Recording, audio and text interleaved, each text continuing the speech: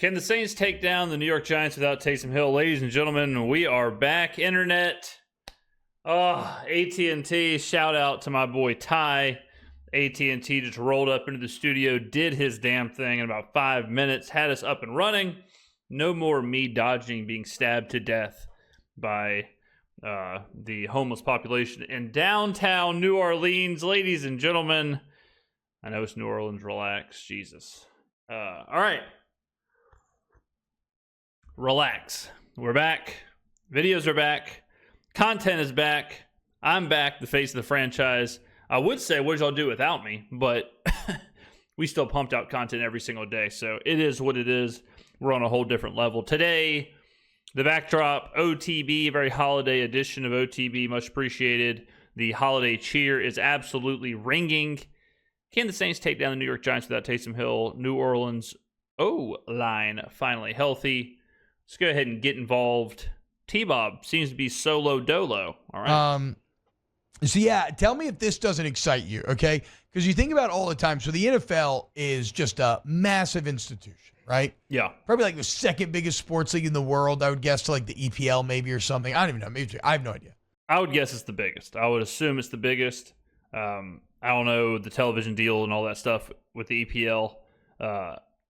Soccer is generally thought of as like the biggest sport because of, it goes across so many countries or whatever. But as far as like TV deals, money generated, things like that, I would assume the NFL is king. Multi-billion-dollar empire. You know how they built that multi-billion-dollar empire? On marquee matchups. Yes. Like Sunday in New York. Yes. Drew Lock. Yes. Derek Carr. Yes. In charge of the New York Football Giants and the New Orleans Saints. I love it. That's the bad stuff, guys. So life's all about. God, that's awful. You know what's crazy about that, about the NFL, or just football in general? I want to say Thanksgiving. I might have been reading this wrong. I want to say the Thanksgiving Day game between the Giants and the Cowboys, which, horrific on paper, right? I want to say was the most watched regular season game in NFL history because it's on Thanksgiving and standalone and all that stuff. Someone double check me. So I know it seems to make sense, like, better matchups, have better turnout. People just watch. People just watch football. People just want to watch football. That's just it. It's that simple. That's just how football starved America is. So, yeah, you definitely want better matchups, but at the end of the day, people just want football. This is just a complete mid-off. Giants have lost 7 in a row. Again, it's Drew Lock versus Derek Carr. I will say this, though. I want to win. Go win it for the Rizzler. You ain't going to be able to tank your way to a great pick. It's just not going to happen. There's too many bad teams here. There's too many. Well, not to mention that it doesn't matter anyways. I mean, not to mention that right now Jacksonville is the number 1 overall pick. That would be their 3rd overall pick in the last, 5 years? 3 first overall picks in the last 5 years. And, they're right back to being absolute suck. So I saw something else where Washington has released or traded.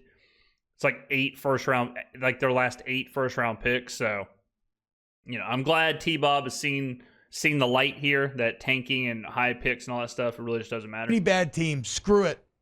Go out on your shield. Go out with pride. Win it for the Rizzler grew up 15 minutes from MetLife Stadium. Yeah. All these players purport to love him. I say this. Go prove it. There it is. Go prove it. Now, unfortunately, you're going to have to try to prove it without Taysom Hill. And it's like, so how do you replace Taysom Hill? You can't. I don't think you can, right? Yeah, I've been seeing a lot of this seems very 1+1 to me, where it's like, okay, well, Taysom Hill is a unicorn. Taysom Hill is the only player of his archetype. You lose Taysom Hill, therefore, like, all that's done.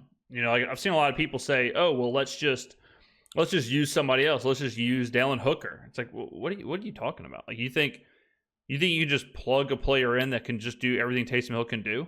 Like, maybe some of it, like maybe like the tight end stuff, sure, but you're not going to put Hooker back there on a 4th and 1 and do a quarterback power. You know what I mean? Like, same thing with Kendra Miller. Like, Kendra may be able to handle some of the running stuff, but you're not going to make Kendra go play special teams. You're not going to make him play tight end. So I would, you don't know what gamesmanship and all that stuff, but I would just kind of say, hey, it is what it is. We're going to have to find a way to do without. Ultimately, I'm kind of terrified that the Saints offense is going to nosedive. I don't think so. Without Taysom. But check this out. Taysom's important, no doubt, but I think the offensive line is way more important. That's what T-Bot's about to say. But I think the fact that McCoy and the offensive line is healthy, that is more important than Taysom as far as like a high level, like the offense actually firing. I would rather have the situation we have than the 3 offensive linemen out, but we have Taysom. I would much rather this situation. Dexter Lawrence, very good nose guard for the New York Football Giants. Got hurt in the Thanksgiving game. He's out. It's 2-time All-Pro, no longer there. And Eric McCoy, Cesar Ruiz, and Luke Fitzpatrick are all going to be back. So we got that going for us, which is nice. It may be the first time, I think it's the first game in which you could have your entire original starting offensive line back in the lineup. And that pairs quite nicely with Dexter Lawrence not there. Interesting little tidbit here. Malik Neighbors showing up on the injury report on Thursday with a... Hasn't practiced. Like, he's questionable, but he has not practiced. So even if he plays, you're talking about like a 60-70% situation. A groin injury. And why would he play? He was limited participation, so here's hoping that you get a chance to watch him play on Sunday. T-Bow say you're telling me both the Rizzlers are from New Jersey. Oh, yeah, that's true. I guess I didn't think about that. Yeah. And here's to hoping that our guy, Darren Rizzler, is getting a big boom after Sunday and not a doom. There you go, T-Bob. If you're talking about how do the Giants win this game, there's really only one way, and it's that they run the ball really well.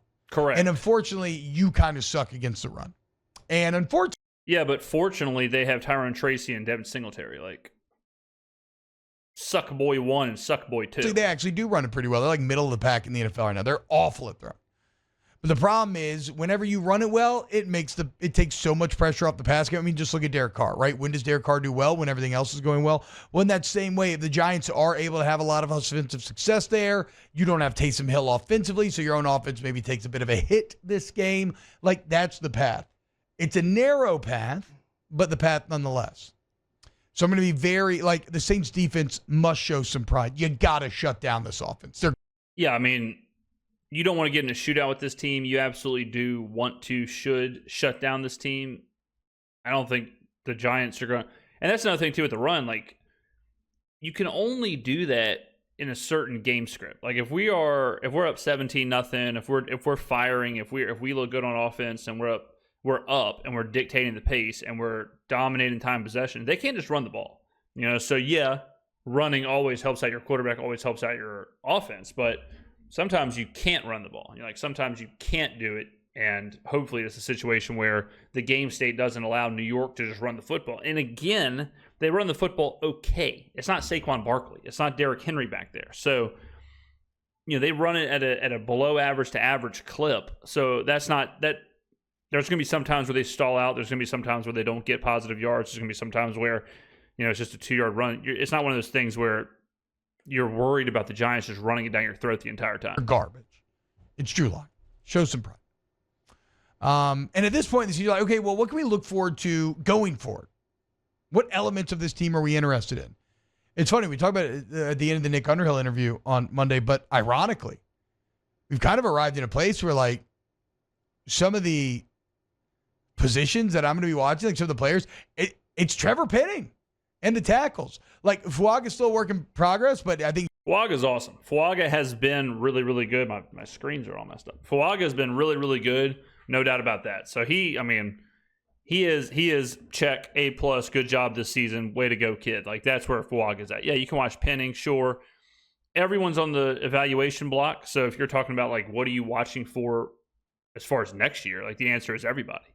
The answer is every single player. Brian Brzee. Like, there's every single player on this team. Kool-Aid. Everybody. MVS. Like, almost every single position except Alvin Kamara, except Talise Fuaga, is pretty much like, all right, well, they need to be evaluated. He's just going to get better and better and better, and he's had a really strong rookie year. And, like, Fuaga might be the only actual cornerstone that you have right now going probably. forward. Yeah. Kool-Aid McKinstry could potentially be one as well. Kool-Aid's good, but it's one of those things where it's like you could tell me if some all-22 guy told me Kool-Aid's a 98 graded player, I'd believe him. If he told me that Kool-Aid was a 40 graded player, I'd believe him. Like, it just seems like I feel like he's done a good job, but I don't know. He's not.